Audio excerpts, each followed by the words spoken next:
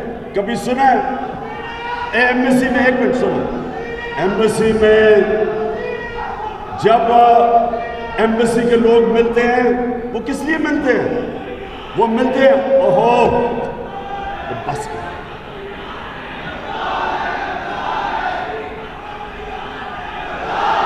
बस ओहो बस बस। अच्छा कंट्रोल करो इसको। अच्छा अब सुने, एम्बेसी किस तरह के लोगों को मिलती है? वो मिलती है फॉरेन पॉलिसी की बात करने के लिए। वो हमारे उन लोगों को मिल रही है जिनको फॉरेन पॉलिसी का क्या पता था, लेकिन उनको पता था कि वो थोड़े पार्टी से खुश नहीं है, बैक बेंचर्स हैं, उनको मिलना शुरू कर दिया। ऑपोजिशन लीडर से मुलाकातें बढ़ गई उनकी।